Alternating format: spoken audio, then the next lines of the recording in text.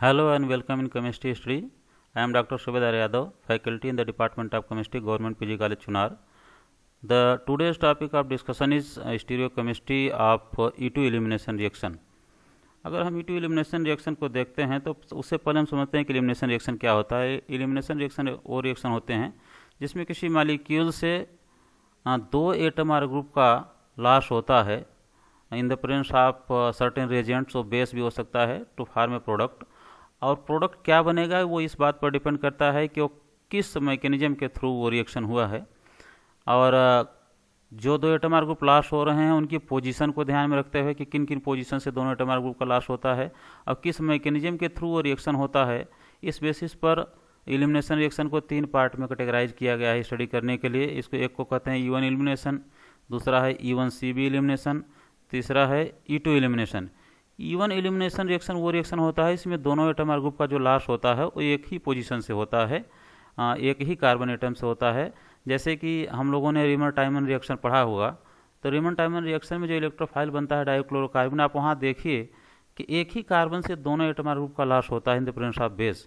तो आप कह सकते हैं कि रीमन-टाइमन रिएक्शन में जो एक डाइक्लोरोकार्बन बनता है इलेक्ट्रोफाइल वो E1 मैकेनिज्म के थ्रू फॉलो होता है. इसको ये एक स्टेप रिएक्शन है. जबकि E1CB रिएक्शन जो है इसमें एक इंटरमीडिएट कॉन्जुगेट बेस बनता है, ये भी एक स्टेप रिएक्शन है. E2 एलिमिनेशन रिएक्शन जो होता है ये रिएक्शन प्योरली कंसर्टेड होता है. इसमें जो दोनों एटम आर ग्रुप का लॉस होता है वो दोनों एडजेसेंट पोजीशन से होते हैं, एक दूसरे से अगल बगल वाले पोजीशन से. इसको 1-2 पोजीशन भी कहते हैं, अल्फा बीटा पोजीशन भी कहते हैं. तो आज का जो डिस्कशन है वो प्योरली E2 एलिमिनेशन पर कंसर्टेड रहेगा हमारा डिस्कशन. तो E2 एलिमिनेशन रिएक्शन में क्या होता है कि जो दो एटम आर ग्रुप का लॉस हो रहा है वो दोनों एक दूसरे से एडजेसेंट पोजीशन पर होते हैं. अगर हम एल्किल हैलाइड का एग्जांपल लेकर के देखें तो यहाँ कार्बन नंबर 1 पर हैलोजन क्लोरीन जुड़ा हुआ है और कार्बन नंबर 2 पर हाइड्रोजन है. इसको हम लोग 1-2 पोजीशन भी कह सकते हैं. क्लोरीन जिससे जुड़ा है उसको अल्फा पोजीशन कहते हैं, तो उसके एडजेसेंट वाले को बीटा पोजीशन कहते हैं. अल्फा बीटा एलिमिनेशन भी हम कह सकते हैं. इसको कभी कभी बीटा एलिमिनेशन के नाम से भी जाना जाता है. तो ये इस E2 एलिमिनेशन में आप देखिए कि कार्बन नंबर 1 से हाइड्रोजन का लॉस हो रहा है और कार्बन नंबर 2 से हाइड्रोजन निकल रहा है in the presence of base to form an alkene. इसका जो प्रोडक्ट होता है वो एल्कीन होता है, बेस के प्रेजेंस में होता है. इस रिएक्शन का रेट जो होता है वो सबस्ट्रेट के भी कॉन्सेंट्रेशन पर डिपेंड करता है और बेस के भी कॉन्सेंट्रेशन पर डिपेंड करता है. तो आप कह सकते हैं कि ये सेकंड ऑर्डर के काइनेटिक्स को फॉलो करता है. इसका मैकेनिज्म कंसर्टेड होता है. इसकी स्टीरियोकेमिस्ट्री जो होती है इसमें स्टीरियो स्पेसिफिक नेचर और स्टीरियो सेलेक्टिव नेचर दोनों देखने को मिलता है. अगर हम इसके मैकेनिज्म को देखें तो दोनों एटम आर ग्रुप का लॉस हो रहा है एडिशन पोजीशन से, 1-2 पोजीशन से, अल्फा बीटा पोजीशन से आप कह सकते हैं. तो ये कंसर्टेड मैकेनिज्म को फॉलो करते हुए जाता है, मतलब बॉन्ड मेकिंग और बॉन्ड ब्रेकिंग एक साथ होती है, साइमल्टेनियसली होती है. इंटरमीडिएट एक ट्रांजिशन स्टेट बनता है और हमेशा अनसैचुरेटेड मॉलिक्यूल का फॉर्मेशन होता है. यहाँ जो सबसे बड़ी समझने वाली बात है वो ये कि जिन दो एटम आर ग्रुप का लॉस हो रहा है, जो दो एटम आर ग्रुप निकल रहे हैं मॉलिक्यूल से बेस के प्रेजेंस में, वो दोनों कोप्लेनर होने चाहिए. अगर कोप्लेनरिटी नहीं है दोनों के बीच में तो रिएक्शन प्रोसीड नहीं करेगा, पाई बॉन्ड का फॉर्मेशन नहीं होगा. और कोप्लेनरिटी दो तरह से संभव है.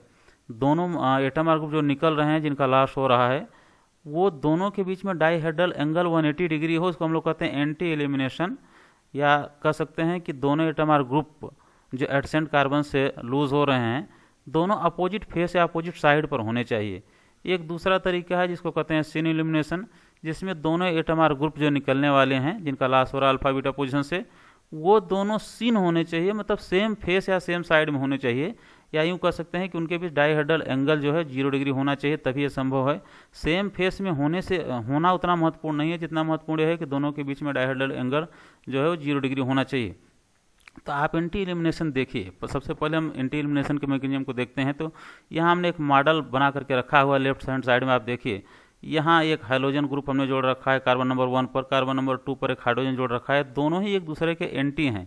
ये एंटी साइड में है, आप कह सकते हैं कि अपोजिट साइड में है, अपोजिट फेस में है. एक इस फेस में है तो एक इस फेस में, या एक लोअर साइड में है तो एक अपर साइड में है, तो अपोजिट साइड आप कह सकते हैं कि हैं. इसी का अगर आप ऑर्बिटल स्ट्रक्चर डायग्राम आप देखें तो यहाँ क्लोरीन जुड़ा हुआ है कार्बन नंबर 1 पर और कार्बन नंबर 2 पर या बीटा पोजीशन पर आप कह सकते हैं हाइड्रोजन जुड़ा हुआ है जहाँ बेस अटैक कर रहा है. चूंकि ये कंसर्टेड है तो जैसे बेस इस हाइड्रोजन पर अटैक करता है तो वैसे आप देखिए कि एक इस तरह का ट्रांजिशन स्टेट बनता है. यहाँ बेस हाइड्रोजन से प्रोटॉन को खींच रहा है और ये इसका इलेक्ट्रॉन शिफ्ट हो रहा है कार्बन नंबर 1 पर। अब कार्बन नंबर 1 से क्लोरीन निकल रहा है, तो ये देखिए कि ये बॉन्ड की ब्रेकिंग यहाँ हो रही है कार्बन क्लोरीन के बीच में, कार्बन नंबर 1 और 2 के बीच में बॉन्ड की मेकिंग हो रही है। और हाइड्रोजन जो कार्बन नंबर 2 से जुड़ा हुआ था वो ब्रेक हो रहा है उस बॉन्ड की, और ये हाइड्रोजन जा रहा है बेस के साथ, यहाँ बॉन्ड की मेकिंग हो रही है। इस तरह का एक ट्रांजिशन स्टेट बनता है। और जैसे ट्रांजिशन स्टेट आगे प्रोसीड करता है तो आप देखिए कार्बन नंबर 1 और कार्बन नंबर 2 के बीच में जो पी ऑर्बिटल हैं, ये दोनों पी ऑर्बिटल एक दूसरे के पैरेलल हो जाते हैं। दो पी ऑर्बिटल अगर पैरेलल हैं तो साइड वाइज ओवरलैपिंग करके एक पाई बॉन्ड बना सकते हैं। तो आप कह सकते हैं कि डायहेड्रल एंगल अगर 180 डिग्री है तो तभी आप देखिए कि दोनों पी ऑर्बिटल एक दूसरे के पैरेलल दिखेंगे और तभी ये आगे चल करके नया पाई बॉन्ड का फॉर्मेशन कर सकते हैं। अगर हम सिन एलिमिनेशन देखें तो यहाँ जो स्ट्रिक्ट कंडीशन है, सिन एलिमिनेशन बहुत ही कम मॉलिक्यूल में देखने को मिलता है। उसका कारण ये है कि जो इसकी कंडीशन है कि दोनों एटम और ग्रुप जिनका लॉस होने वाला है उनके बीच में डायहेड्रल एंगल 0 डिग्री होना चाहिए, तभी वो संभव है। और दोनों एटम और ग्रुप सेम फेस पर हों, ये भी जरूरी है, लेकिन सेम फेस हों और डायहेड्रल एंगल 0 डिग्री न हो तो एलिमिनेशन संभव नहीं। जैसे आप नीचे एक एग्जाम्पल देखिए, मैंने रखा है कि यहाँ सेम फेस पर, यहाँ आप देखिए कार्बन नंबर 1 पर एक क्लोरीन जिस फेस पर है, कार्बन नंबर 2 पर हाइड्रोजन भी उसी फेस पर है, तो दोनों एलिमिनेटिंग ग्रुप जो अल्फा बीटा पोजीशन पर वो सेम फेस पर है। लेकिन दोनों के बीच में अगर आप यहाँ ऑर्बिटल स्ट्रक्चर देखें तो दोनों के बीच में डायहेड्रल एंगल 0 डिग्री नहीं है, इसलिए यहाँ सिन एलिमिनेशन पॉसिबल नहीं है। लेकिन बहुत सारे ऐसे एग्जाम्पल देखने को आपको मिलेंगे। जैसे आप देखिए एक एग्जाम्पल हमने यहाँ ले रखा है, यहाँ ये स्ट्रक्चर ही ऐसा है जिसमें आप देखिए कि रोटेशन रेस्ट्रिक्टेड है। रोटेशन रेस्ट्रिक्टेड का मतलब है कि जो जिस पोजीशन पर जहाँ बाउंडेड है एग्जैक्टली उसी पोजीशन पर है। जैसे यहाँ कार्बन नंबर 1 पर आप देखिए क्लोरीन जुड़ा हुआ है, कार्बन नंबर 2 पर आप देखिए एक हाइड्रोजन है और एक ड्यूटीरियम है। लेकिन जो क्लोरीन और कार्बन नंबर 1 का और 2 नंबर का जो हाइड्रोजन है वो एक्सो पोजीशन में है, दोनों एक ही साइड जाते हुए प्रतीत हो रहे हैं। तो दोनों के बीच में आप डायहेड्रल एंगल देखेंगे तो आपको 0 डिग्री दिखेगा। जबकि कार्बन नंबर 2 पर जो ड्यूटीरियम है और कार्बन नंबर 1 पर जो हाइड्रोजन है, दोनों इंडो हैं। तो आप कह सकते हैं अगर ये क्लोरीन निकले कार्बन नंबर 1 से बेस के प्रेजेंस, अगर आप बेस इसमें डालिए मॉलिक्यूल में, तो अगर कार्बन नंबर 1 से क्लोरीन निकले तो कार्बन नंबर 2 पर जो बेस है उसके पास दो चॉइस है। एक तो ये कि कार्बन नंबर 2 के हाइड्रोजन को वो एब्स्ट्रैक्ट कर सकता है, कार्बन नंबर 2 के ड्यूटीरियम को एब्स्ट्रैक्ट कर सकता है, तब जाकर के प्रोडक्ट बने। लेकिन सिचुएशन ये है कि कार्बन नंबर 2 पर जो हाइड्रोजन है वो कार्बन नंबर 1 क्लोरीन, इन दोनों के जो ऑर्बिटल हैं आप देखेंगे तो इनका इधर ऑर्बिटल स्ट्रक्चर में आप देखिए तो इनके बीच में डायहेड्रल एंगल 0 है। जब ये दोनों निकलेंगे तो दोनों साइड वाइज ओवरलैपिंग कर सकते हैं। जबकि कार्बन नंबर 1 का क्लोरीन और कार्बन नंबर 2 के ड्यूटीरियम के बीच में आप देखिए तो इनके दोनों ऑर्बिटल का आप देखिए कि इसका एक्सिस अलग है और इसका एक्सिस अलग है, कभी इनमें पाई बॉन्ड नहीं बन सकता। इसलिए आप कह सकते हैं कि ये दोनों डायहेड्रल एंगल 0 होने से, कार्बन नंबर 1 का क्लोरीन, कार्बन नंबर 2 का हाइड्रोजन, दोनों के बीच में डायहेड्रल एंगल 0 होने से ये क्लोरीन जब भी निकलेगा तो हाइड्रोजन ही निकलेगा, ड्यूटीरियम नहीं निकलेगा। इसको कहते हैं हम लोग सिन एलिमिनेशन। यहाँ हमने एक मॉडल भी, इसी सेम स्ट्रक्चर का मॉडल भी बना करके रखा हुआ, आप देख सकते हैं। कार्बन नंबर 1 पर हाइड्रोजन है और कार्बन नंबर 2 पर क्लोरीन है, सॉरी कार्बन नंबर 1 पर क्लोरीन है और कार्बन नंबर 2 पर हाइड्रोजन है, और दोनों एक दूसरे से सिन पोजीशन में, सेम फेस में हैं और दोनों के बीच में डायहेड्रल एंगल 0 डिग्री है। इसलिए आप कह सकते हैं कि यहाँ सिन एलिमिनेशन पॉसिबल है, जबकि पिछले वाले में पॉसिबल नहीं था। अब हम कैसे समझेंगे क्या एविडेंस है कि ये रिएक्शन कंसर्टेड होता है कि नहीं होता है, और कैसे जो मैकेनिज्म हम लोगों ने डिस्कस किया वो सही है कि सही नहीं है। तो प्रैक्टिकल एविडेंस ये कहते हैं कि ये सेकंड ऑर्डर काइनेटिक्स को फॉलो करता है। मतलब रेट ऑफ कंसंट्रेशन जो है, rate of reaction depends upon concentration of substrate and concentration of base also. और इसको समझने का एक तरीका यह है कि हम सबस्ट्रेट को अलग अलग एंगल से समझें और दूसरा अलग अलग बेस को चेंज करके देखें। तो रिएक्टिविटी में देखा गया है कि जैसे ही बेस की स्ट्रेंथ चेंज होती है वैसे रेट ऑफ रिएक्शन बढ़ जाता है, फास्ट हो जाता है, इंक्रीज हो जाता है। तो आप कह सकते हैं कि रिएक्शन का रेट जो है वो बेस के स्ट्रेंथ पर डिपेंड करता है। अगर हम सबस्ट्रेट के बारे में देखें तो सबस्ट्रेट में एक हाइड्रोजन निकल रहा है, दूसरा एक एलिमेंट हैलोजन निकल रहा है। तो दोनों को हम 1 बाय 1 अगर चेक करें तो ये आइसोटोप इफेक्ट शो करता है। आइसोटोप इफेक्ट उसको कहते हैं कि अगर हम हाइड्रोजन को हटा करके यहाँ ड्यूटीरियम ऐड कर दें, कार्बन नंबर 2 या बीटा पोजीशन पर हाइड्रोजन था, हमने उसको हटा करके दोनों ड्यूटीरियम जोड़ दिया। अब इन दोनों को सेम बेस से रिएक्शन करा करके देखें कि क्या दोनों का रेट ऑफ रिएक्शन सेम आ रहा है। तो ऐसा कर करके जब देखा गया प्रैक्टिकली तो ये पाया गया कि दोनों के रेट में डिफरेंस था। और ये रेट में डिफरेंस क्या था, जब रेट को कंपेयर किया गया तो पाया गया कि जहां हाइड्रोजन लगा हुआ था इसको हम लोग कहते हैं रेट ऑफ रिएक्शन KH, जिसमें ड्यूटेरियम होगा उसको कहते हैं केडी। तो KH/KD जब देखा गया, इसका रेशियो देखा गया तो ये 7 आया। तो इससे पता चला कि हाइड्रोजन जब रहता है तो रेट फास्टर होता है, जब ड्यूटेरियम जोड़ देते हैं तो रेट स्लोअर हो जाता है। उसका कारण यह है कि कार्बन हाइड्रोजन के बॉन्ड की स्ट्रेंथ जो है वो थोड़ी वीक है, जबकि कार्बन ड्यूटेरियम के बॉन्ड की स्ट्रेंथ थोड़ी स्ट्रांग है। तो आप कह सकते हैं कि यस, इस बॉन्ड की ब्रेकिंग पर, कार्बन हाइड्रोजन के बॉन्ड की ब्रेकिंग पर रेट डिपेंड करता है। तो आप कह सकते हैं कि ये आइसोटोप इफेक्ट शो करता है कि कार्बन रेट जो है कार्बन हाइड्रोजन के बॉन्ड की ब्रेकिंग पर डिपेंड करता है। अब दूसरा जो हमारा चेक करना है वो ये कि उसको कहते हैं एलिमेंट इफेक्ट। इसका मतलब यह है कि अगर यहाँ हम कार्बन हाइड्रोजन में अलग अलग एलिमेंट जोड़ करके देखें, यहाँ X को हम फ्लोरीन कर दें, क्लोरीन कर दें, ब्रोमीन कर दें, आयोडीन कर दें, और चेक करें कि क्या सभी केस में रिएक्शन का रेट सेम रहता है कि सब में रिएक्शन का रेट अलग अलग आता है। तो एक साइंटिस्ट थे Joseph Bennett, University of California Santa Cruz, जिन्होंने एक्सपेरिमेंट कर करके बताया कि जैसे जैसे हम एलिमेंट चेंज करते हैं वैसे वैसे रिएक्शन का रेट T2 एलिमिनेशन में चेंज होता जाता है। इसका मतलब कि रिएक्शन का रेट इस कार्बन हाइड्रोजन के बॉन्ड की ब्रेकिंग पर भी डिपेंड करता है। आप यहाँ देखिए कि अगर आप ब्रोमीन जोड़ दें, एल्किल ब्रोमाइड हो और एल्किल क्लोराइड हो, दोनों के रेट को कंपेयर करें तो alkyl bromide rate of alkyl bromide is 40 to 60 time faster than alkyl chloride. अगर एल्किल आयोडाइड एल्किल फ्लोराइड के रेट को कंपेयर करें तो rate of alkyl iodide is 25,000 time faster than alkyl fluoride. इसका मतलब यह है कि जिस बॉन्ड का स्ट्रेंथ वीक होगा, जैसे एल्किल आयोडाइड है, तो उसका रेट फास्टर होगा। अगर ये बॉन्ड का स्ट्रेंथ ज़्यादा है तो रेट स्लोअर होगा। इसको हम लोग कहते हैं एलिमेंट इफेक्ट, और E2 elimination reaction element effect भी शो करता है। Stereochemistry of E2 elimination reaction अगर हमको समझना है तो दो तरह की बातें समझनी है कि एक तो स्टीरियो स्पेसिफिक, दूसरा कहते हैं stereo selective. Stereo specific reaction उनको कहते हैं जिसमें प्रोडक्ट की स्टीरियोकेमिस्ट्री सबस्ट्रेट पर डिपेंड करती है, प्योरली प्रोडक्ट बेस्ड है। आप सोचिए कि अगर प्रोडक्ट की सबस्ट्रेट बेस्ड है, अगर सबस्ट्रेट देख करके हम बता सकते हैं कि कैसा प्रोडक्ट बनने वाला है। जैसे यहाँ 1 ब्रोमो 1,2-डाइफिनाइल प्रोपेन है, अगर उसका बेस से रिएक्शन कराया जाए तो उसका जो इथ्रो फार्म होता है वो जेड एल्किन देता है, और थ्रियो फार्म जो होता है वो ई एल्किन देता है। आगे चल करके हम लोग देखते हैं। देखिए है 1 ब्रोमो, 1 पर ब्रोमो है, 2,3-डाइफिनाइल। आप देखिए 1,2-डाइफिनाइल, 1 पर फेनिल ग्रुप है, 2 पर भी फेनिल ग्रुप है, और ये प्रोपेन है। जैसे इसको बेस से रिएक्ट कराते हैं तो 1,2-डाइफिनाइल प्रोपीन एक प्रोडक्ट बनता है। यहाँ आप देखिए carbon number 1 is chiral and carbon number 2 is also chiral. तो यहाँ कुल मिला के 2 कायरल कार्बन है, तो नंबर ऑफ आइसोमर्स इसके 4 हो जाएंगे, जिसमें एक स्ट्रक्चर ये बनेगा। इसमें कार्बन नंबर 1 और कार्बन नंबर 2 पर दोनों हाइड्रोजन अगर सेम साइड हैं, वो राइट साइड हो सकते हैं और लेफ्ट हैंड साइड हो सकते हैं। तो दोनों सेम साइड हैं तो उसको हम लोग कहते हैं इर्थ्रोज। और यहाँ दूसरे स्ट्रक्चर में आप देखिए कि दोनों हाइड्रोजन अगर अपोजिट साइड है उसको कहते हैं थ्रियोज। तो आप कह सकते हैं कि दोनों राइट साइड हैं, अगर या इसी का मिरर इमेज दोनों लेफ्ट साइड हैं तो ये इर्थ्रोज स्ट्रक्चर कहलाएगा। एक राइट है एक लेफ्ट है, कार्बन नंबर 1 पर लेफ्ट है, कार्बन नंबर 2 पर राइट है, तो इसका मिरर इमेज आप देखिए तो कार्बन नंबर 1 पर राइट हो जा रहा है, कार्बन नंबर 2 पर लेफ्ट हो जा रहा है, तो इसको कहेंगे थ्रियोज। और इन दोनों को अगर हम बेस से रिएक्ट कराएं तो जो हमारा प्रोडक्ट होता है वो अलग अलग होना चाहिए, जैसा कि हमने पीछे डिस्कस किया। अगर हम इर्थ्रोज को लेकर के देखें, आप इस इर्थ्रोज स्ट्रक्चर को देखिए तो ये फिशर प्रोजेक्शन में लिखा गया है, जो एक 2 डायमेंशनल स्ट्रक्चर है। बुक में आप देखेंगे तो मैक्सिमम स्ट्रक्चर 2 डायमेंशनल स्ट्रक्चर में ही लिखे रहते हैं, लेकिन चूंकि यहाँ कार्बन नंबर 1 कार्बन नंबर 2 इस पर sp3 हाइब्रिडाइजेशन है, तो sp3 हाइब्रिडाइजेशन तो 2 डायमेंशनल होता नहीं, वो तो 3 डायमेंशनल होता है। तो इसको हम 3 डायमेंशनल में अगर हम कन्वर्ट करें तो इसके बाद ही इसका एक्चुअल स्टीरियोकेमिस्ट्री हम समझ सकते हैं।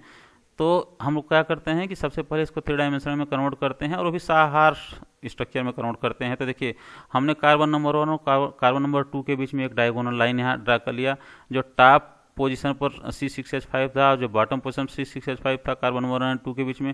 तो इन दोनों को बिलो साइड ऐसे लिख दिया गया, एक लाइन ड्रा करके कार्बन नंबर 1 पर आप देखिए C6H5 बिलो लिख दिया गया, कार्बन नंबर 2 पर भी C6H5 बिलो लिख दिया गया। अब आप कार्बन नंबर 1 पर देखिए हाइड्रोजन राइट हैंड साइड है तो राइट लिख दिया गया, ब्रोमीन लेफ्ट है तो ब्रोमीन को लेफ्ट लिख दिया गया। जबकि कार्बन नंबर 2 पर भी आप देखिए अगर हाइड्रोजन हमारा राइट साइड है तो राइट हैंड साइड लिख दिया गया, जबकि यहाँ alkyl CH3 group left hand side है तो लेफ्ट लिख दिया गया। ये स्ट्रक्चर साहार का इक्लिप्स फॉर्म है। आप देखिए कि ये अगर आप इधर से देखते हैं तो इस C6H5 के ठीक पीछे C6H5 है, इस हाइड्रोजन के ठीक पीछे हाइड्रोजन है, इस CH3 के ठीक पीछे ब्रोमीन है, और ये इसका मतलब इक्लिप्स फॉर्म है। जबकि कंडीशन ये कहती है कि जो 2 एलिमिनेटिंग ग्रुप हैं ब्रोमीन और हाइड्रोजन, ये दोनों एक दूसरे के एंटी होने चाहिए तभी एलिमिनेशन होगा। तो एंटी करने के लिए आप देखिए यहाँ कि हमने इसको रोटेट कर करके इसको अपर साइड में कर दिया, इसको भी रोटेट करके लोअर साइड में कर दिया, आप दोनों एक दूसरे के एंटी हो गए। अगर आप अब आप इसमें बेस डालिए तो ये हाइड्रोजन को अब्स्ट्रैक्ट करता है और ये यहाँ एक बॉन्ड कार्बन नंबर 1 और 2 के बीच डबल बॉन्ड बनेगा, ब्रोमीन निकल करके बाहर आ जाए। तो आप देखिए कि दोनों C6H5 कार्बन नंबर 1 और 2 के जो हैं वो सेम साइड है डबल बॉन्ड के। तो ऐसे स्ट्रक्चर को हम लोग कहते हैं जेड स्ट्रक्चर। ये अपने आप ही बनता है, हम लोगों ने बनाया नहीं, ये अपने आप ही बनता है, क्योंकि हम लोगों ने सिर्फ इतना ही किया कि 2D फार्म को 3D फार्म में कन्वर्ट किया और कार्बन नंबर 1 और 2 के ब्रोमीन और हाइड्रोजन को एंटी कर करके रिएक्शन को प्रोसीड करवाया। तो यहाँ जेड एल्कीन ही बनता है और दूसरा कोई विकल्प नहीं है। इसी तरह से अगर आप 3OG स्ट्रक्चर को लें, जहाँ दोनों हाइड्रोजन कार्बन नंबर 1 और कार्बन नंबर 2 के हाइड्रोजन एक दूसरे से अपोजिट साइड में हैं, तो अगर इनका हम साहार्स बनाएं तो जैसे पिछले हमने बनाया था वैसे हमने बना दिया, आप समझ लीजिए पिछले वाले से। अब चूंकि ये ब्रोमीन कार्बन नंबर 1 का ब्रोमीन और कार्बन नंबर 2 का हाइड्रोजन एक दूसरे के एंटी होना चाहिए, तो इसको रोटेट करके इसको लोअर साइड ले आए, इसको अपर साइड ले गए। तो आप देखिए कि ये ब्रोमीन अपर साइड जैसे ही जाता है तो CH3 इधर आ जाता है, हाइड्रोजन इधर आ जाता है। जैसे हाइड्रोजन को आप लोअर साइड ले आते हैं तो ये CH3 राइट हैंड साइड जा रहा है और ये C6H5 लेफ्ट हैंड साइड जा रहा है। तो आप ऐसा स्ट्रक्चर बन गया। अब अगर आप इसमें बेस डालते हैं और हाइड्रोजन और ब्रोमीन निकलता है, यहाँ से हाइड्रोजन निकल गया, यहाँ से ब्रोमीन निकल गया, तो आप देखिए कि ये दोनों C6H5 एक दूसरे से अगर कार्बन नंबर 1 और 2 के बीच में डबल बॉन्ड बने तो अपोजिट साइड डायरेक्शन में है, अपोजिट साइड हैं डबल बॉन्ड में के रिस्पेक्ट में। तो आप कह सकते हैं कि ये एक ई एल्कीन बनता है। तो थ्रीओज हमेशा ई एल्कीन देता है, इथ्रोज हमेशा जेड एल्कीन ही बनाता है। इसको हम लोग कहते हैं कि आप पहले से जान सकते हैं कि अगर हम 3OH लेके चल रहे हैं तो ई एल्कीन बनेगा, तो स्टीरियो स्पेसिफिक रिएक्शन है। इसी तरह से अगर हम स्टीरियो सेलेक्टिविटी इस रिएक्शन को समझें तो स्टीरियो सेलेक्टिविटी उसको कहते हैं जहां किसी भी रिएक्शन में एक से ज़्यादा प्रोडक्ट की पॉसिबिलिटी हो, लेकिन वो रिएक्शन किसी एक प्रोडक्ट को चूज करे कि ये प्रोडक्ट बनना चाहिए, उसको कहते हैं स्टीरियो सेलेक्टिव रिएक्शन। यहाँ देखिए आप दो एग्जाम्पल हमने ले रखा है। मेन्थाइल क्लोराइड को अगर सोडियम इथॉक्साइड और इथेनॉल के प्रेजेंस में रिएक्शन कराएं तो दो चीज़ें समझनी है, रिएक्शन बहुत ही स्लो मोड में होता है और एक ही प्रोडक्ट बनता है, इसको हम लोग 2-मेंथीन कहते हैं। इसी तरह से अगर नियो मेन्थाइल क्लोराइड जो उसी का आइसोमर है उसको सोडियम इथॉक्साइड और इथेनॉल के प्रेजेंस में रिएक्ट कराएं तो रिएक्शन बहुत ही फास्ट होता है, इसमें दो प्रोडक्ट बनते हैं 2-मेंथीन एंड 3-मेंथीन। इसको कैसे समझते हैं हम लोग देखिए आगे। देखिए हमने नियो मेन्थाइल क्लोराइड लिया, नियो मेन्थाइल क्लोराइड का एक स्ट्रक्चर है। यहाँ नियो मेन्थाइल क्लोराइड, यहाँ एक क्लोरीन है जो निकलने वाला है, उसके एडिशन अल्फा पोजीशन पर देखिए 4 नंबर पे एक हाइड्रोजन है, यहाँ से निकल सकता है, या 2 नंबर पे एक हाइड्रोजन है, हाइड्रोजन यहाँ से निकल सकता है। तो आप कह सकते हैं 3 और 4 के बीच में डबल बॉन्ड बनने की पॉसिबिलिटी है और 2 और 3 के बीच में डबल बॉन्ड बनने की पॉसिबिलिटी है। तो ये दो प्रोडक्ट आपके बन जाएंगे। इसको कहेंगे 3-मेंथीन, इसको कहेंगे 2-मेंथीन। 3-मेंथीन इसलिए कहेंगे क्योंकि कार्बन नंबर 1, 2, 3 3 नंबर पर डबल बॉन्ड है इसलिए 3-मेंथीन। यहाँ कार्बन नंबर 1 एंड 2 नंबर पर डबल बॉन्ड है इसलिए 2-मेंथीन। यहाँ एक प्रोडक्ट ज़्यादा बन रहा है और एक प्रोडक्ट कम बन रहा है। एक 75% बन रहा है 3-मेंथीन, जबकि 2-मेंथीन 25% बन रहा है। इसके 75% बनने का एक ही कारण है कि ये सिडजेफ रूल को फॉलो करता है, इसलिए जो मोर सब्स्टिट्यूटेड एल्कीन है ज़्यादा स्टेबल है, इसलिए ज़्यादा प्रोडक्ट बना हुआ है। चूँकि एक साइक्लोहेक्सेन है तो हम इसका साइक्लोहेक्सेन स्ट्रक्चर लिखते हैं और हम इसके बाद सभी जो सब्स्टिट्यूएंट हैं उनको एक्सियल और इक्वेटोरियल के फॉर्म में हम यहाँ लोकेट करके देखते हैं कि कैसा प्रोडक्ट बनेगा कैसा नहीं बनेगा। तो अब आप देखिए कि ये क्लोरीन है और इस क्लोरीन के रिस्पेक्ट में जो उसके एडजेसेंट पोजीशन पर आइसोप्रोपाइल ग्रुप है, ये दोनों सिस हैं। और हम सभी लोगों ने जाना है कि साइक्लोहेक्सेन में जो कन्फर्मेशन पढ़ा है कि सिस उसको कहते हैं कि अगर दो एडजेसेंट पोजीशन पर 1-2 सब्स्टिट्यूएंट हो तो एक एक्सियल हो दूसरा इक्वेटोरियल होना चाहिए, तो उसको सिस कहते हैं। तो देखिए यहाँ हमने क्लोरीन को एक्सियल लिखा, आइसोप्रोपाइल ग्रुप को इक्वेटोरियल लिख दिया, तो यहाँ इसका मतलब 4 नंबर पर जो हाइड्रोजन होगा वो एक्सियल हो जाएगा। इसी तरह से आप देखिए कि क्लोरीन के रिस्पेक्ट में मेथाइल ग्रुप तीसरे पोजीशन पर है और दोनों एक दूसरे के ट्रांस हैं। और 1,3 ट्रांस ये कहता है कि एक एक्सियल हो दूसरा इक्वेटोरियल हो तो उसको ट्रांस कहते हैं। तो यहाँ चूंकि पहले से क्लोरीन एक्सियल है इसलिए हमने CH3 को इक्वेटोरियल लिख दिया है, तो ये भी ट्रांस हो गया। अब आप इस स्ट्रक्चर को देखिए कि इस क्लोरीन के एडजेसेंट पोजीशन पर जहाँ आइसोप्रोपाइल है ग्रुप है वहाँ एक हाइड्रोजन है जो क्लोरीन के एंटी है। इसी तरह से इस क्लोरीन के बीटा पोजीशन पर देखिए जो कार्बन नंबर 2 है वहाँ भी एक हाइड्रोजन है जो एंटी है इसके। तो जब भी आप पेस्ट डालेंगे तो दो पॉसिबिलिटी हमेशा रहेगी कि ये आइसोप्रोपाइल ग्रुप जहाँ जुड़ा है वहाँ के हाइड्रोजन को लेकर के निकल जाए, या इसके एडजेसेंट पोजीशन पर कार्बन नंबर 2 पर जो हाइड्रोजन है जो एंटी है उसको लेकर के निकल जाए। तो दो तरह के प्रोडक्ट भी बनने की पॉसिबिलिटी हमेशा रहेगी। अगर कार्बन नंबर 2 और 3 के बीच में डबल बॉन्ड बन सकता है, आप देख सकते हैं यहाँ 2-मेंथीन, या कार्बन नंबर 3 एंड 4 के बीच में डबल बॉन्ड बन सकता है, इसको कहेंगे 3-मेंथीन। तो ये प्रोडक्ट मेजर होगा, क्यों होगा इसको हमने डिस्कस कर लिया। देखिए यहाँ चूंकि साइक्लोहेक्सेन में रिंग फ्लिपिंग होती रहती है तो ये रिंग चेंज भी हो जाएगा। आप देखिए कि जो एक्सियल है वो पोजीशन इक्वेटोरियल में सब चले आएंगे, तो यहाँ रिंग फ्लिपिंग हुई तो आइसोप्रोपाइल एक्सियल चला गया, क्लोरीन इक्वेटोरियल चला गया, CH3 जो इक्वेटोरियल था वो एक्सियल पर चला आया। अब यहाँ स्थिति ये है यहाँ क्लोरीन के एंटी कोई भी हाइड्रोजन नहीं। इस क्लोरीन के एंटी आप देखेंगे ना तो ये बांड दिखेगा आपको, ये बांड दिखेगा, तो इसके एंटी कोई हाइड्रोजन नहीं, इसलिए ये सबस्ट्रेट जो है वो कभी भी ईटी एलिमिनेशन में पार्टिसिपेट नहीं करेगा। तो इसमें से सिर्फ यही है जो ईटी एलिमिनेशन में पार्टिसिपेट करेगा। यद्यपि इनकी स्टेबिलिटी को भी आप समझ सकते हैं साइक्लोहेक्सेन में, लेकिन आप समझिए सिर्फ यहाँ से ये समझना है कि यहाँ Cl के एंटी जो हाइड्रोजन है सिर्फ वही एलिमिनेशन में पार्टिसिपेट करेंगे, तो इसके एंटी 2 हाइड्रोजन है, इसलिए 2 प्रोडक्ट यहाँ पॉसिबल है। और कौन ज़्यादा है वो इसलिए मैंने पीछे बता दिया आपको श्रोडिंगर रूल को फॉलो करते हुए।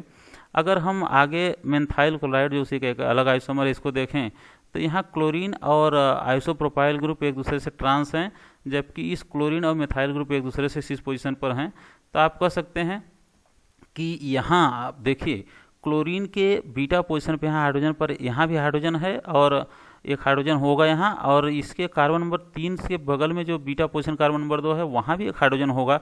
तो थ्योरेटिकली देखने में लग रहा है कि यहाँ 2 तरह के प्रोडक्ट बनने चाहिए। ये क्लोरीन निकले तो 2 और 3 के बीच में डबल बॉन्ड बन सकता है, 3 और 4 के बीच में डबल बॉन्ड बन सकता है, लेकिन बनता सिर्फ एक ही प्रोडक्ट है 2-मेंथीन, जो कि 2 और 3 के बीच में डबल बॉन्ड बनता है, कार्बन नंबर 2 और कार्बन नंबर 3 के बीच में। ऐसा क्यों होता है इसको समझिए आप। चूंकि ये स्ट्रक्चर साइक्लोहेक्सेन है, तो साइक्लोहेक्सेन को हम लोग जानते हैं कि चेयर एंड बोर्ड फॉर्म बनता है, लेकिन चेयर फॉर्म ही ज़्यादा स्टेबल होता है, तो चेयर में एग्जिस्ट करेगा, तो चेयर फॉर्म इसका हमने बना दिया। अब आप देखिए कि ये क्लोरीन और ये आइसोप्रोपाइल ग्रुप एक दूसरे से ट्रांस हैं और दोनों एक दूसरे के 1-2 पोजीशन पे, अगर इसको 1 कहेंगे तो इसको 2 कहेंगे, 1-2 पोजीशन पर हैं। तो 1-2 पोजीशन ट्रांस हम लोग कहते हैं कि दोनों एक्सियल हो सकते हैं या दोनों इक्वेटोरियल हो सकते हैं। देखिए हमने 2 स्ट्रक्चर लिखा, यहाँ क्लोरीन को भी एक्सियल लिखा और आइसोप्रोपाइल को भी एक्सियल लिखा। एक स्ट्रक्चर ये हो सकता है या दोनों इक्वेटोरियल हो सकते हैं, यहाँ आइसोप्रोपाइल भी इक्वेटोरियल हो सकता है और ये क्लोरीन भी इक्वेटोरियल हो सकता है। इसी तरह से अगर आप इसको देखिए क्लोरीन और मिथाइल ग्रुप को, तो ये एक दूसरे के रिस्पेक्ट में 1-3 पोजीशन पर है, 1, 2, 3, इस तरह से आप देखिए 1, 2, 3 पोजीशन पर है, दोनों सिस हैं। तो सिस पोजीशन हम लोग कहते हैं 1-3 सिस होता है कि या तो दोनों ही एक्सियल हों या तो दोनों ही इक्वेटोरियल हों। तो आप यहाँ देखिए कि पहले वाले स्ट्रक्चर में Cl एक्सियल था, तो तीसरे नंबर पर भी CH3 को हमने एक्सियल लिख दिया, जबकि दूसरे वाले स्ट्रक्चर में देखिए Cl इक्वेटोरियल है तो CH3 को इक्वेटोरियल लिख दिया। तो ये रिंग फ्लिपिंग होती है। नीचे वाला स्ट्रक्चर ज़्यादा स्टेबल है क्योंकि इसमें 1-3 एक्सियल रिपल्सन की पॉसिबिलिटी बहुत ही कम है, जबकि ऊपर वाले स्ट्रक्चर में आप देखिए पहले वाले में जहाँ क्लोरीन एक्सियल पोजीशन पर है वहाँ बहुत कम स्टेबिलिटी होगी, क्योंकि ये आइसोप्रोपाइल ग्रुप इस अपने यहाँ 3 नंबर के हाइड्रोजन से 1-3 एक्सियल रिपल्सन करेगा, यहाँ से भी 1-3 एक्सियल रिपल्सन करेगा, एक क्लोरीन यहाँ हाइड्रोजन से 1-3 एक्सियल रिपल्सन करेगा, एक क्लोरीन यहाँ CH3 से 1-3 एक्सियल रिपल्सन करेगा। तो इसमें रिपल्सन बहुत ज़्यादा है। तो अब अगर इन दोनों को आप कंपेयर करेंगे तो ये नीचे वाला स्ट्रक्चर जहाँ सभी इक्वेटोरियल है वो ज़्यादा स्टेबल होगा, जहाँ सभी एक्सियल है वो कम स्टेबल होगा। लेकिन ये नीचे वाला स्ट्रक्चर के एंटी कोई हाइड्रोजन नहीं है, जहाँ सभी इक्वेटोरियल के एंटी कोई हाइड्रोजन नहीं, इसलिए ये रिएक्शन में प्रोसीड आगे नहीं करेगा, ये इक्विलिब्रियम नहीं देगा। जबकि इसमें आप देखिए तो इसके एडजेसेंट पोजीशन पर कार्बन नंबर 4 का हाइड्रोजन एंटी नहीं है, क्योंकि कार्बन नंबर 4 पर एंटी पर आइसोप्रोपाइल ग्रुप है, जबकि कार्बन नंबर 2 पर हाइड्रोजन एक एंटी है। तो कह सकते हैं कि इस क्लोरीन के एंटी सिर्फ एक ही हाइड्रोजन है, और इसलिए ये जो एक ही प्रोडक्ट बनाना चाहिए जिसमें कार्बन नंबर 2 और 3 के बीच में डबल बॉन्ड बने। तो जब भी आप बेस डालते हैं तो कार्बन नंबर 2 और 3 के बीच में ही एक डबल बॉन्ड बनता है। जैसे कि इसको हम लोग कहेंगे 2-मेंथीन, क्योंकि कार्बन नंबर 2 पर डबल बॉन्ड है तो ये 2-मेंथीन ही प्रोडक्ट बनता है, 3-मेंथीन इस केस में नहीं बनता। ये रिएक्शन स्लो क्यों होता है मेन्थाइल क्लोराइड का और नियो मेन्थाइल क्लोराइड का फास्ट क्यों होता है, इसको भी हम समझ लें। मेन्थाइल क्लोराइड इसलिए स्लो होता है क्योंकि जो सबस्ट्रेट रिएक्शन में प्रोसीड करने वाला है वो हाईली अनस्टेबल है, तो इसलिए ये रिएक्शन होने की पॉसिबिलिटी कम होती है। जबकि थोड़ा सा अगर हम पीछे जाकर के एक बार और देख लें नियो मेन्थाइल क्लोराइड के केस में, तो इसकी स्टेबिलिटी जो है इस चेयर फॉर्म की स्टेबिलिटी इस चेयर फॉर्म से ज़्यादा है, इसलिए आप कह सकते हैं कि पिछला वाला का रिएक्शन फास्ट होगा और ये जो मेन्थाइल क्लोराइड है उसका रिएक्शन स्लो होगा। This is all about stereochemistry of ET elimination reactions. यहाँ हम लोगों ने समझा कि किस तरह से स्टीरियो स्पेसिफिसिटी शो करता है, किस तरह से स्टीरियो सेलेक्टिविटी शो करता है, कैसे कंसर्टेड होता है, इसको प्रूव किया हम लोगों ने। तो इन सारी बातों को हमने समझाने का प्रयास किया। मैं उम्मीद करता हूँ कि ये सारी बातें आपको समझ में आई होंगी, और अगर आपको कोई बात इसमें से नहीं समझ में आई या कोई क्वेश्चन अगर आपके दिमाग में है तो आप प्लीज़ लिखिए, मैं डेफिनेटली इसको रिप्लाई करने की कोशिश करूँगा। और आप हमारे चैनल में अगर आपको ये बातें समझ में आ रही हैं तो हमारे चैनल को सब्सक्राइब कीजिए, लाइक कीजिए और शेयर कीजिए, जिससे मैं आगे और वीडियो बना करके आप लोगों के लिए अपलोड करता रहूँ। धन्यवाद।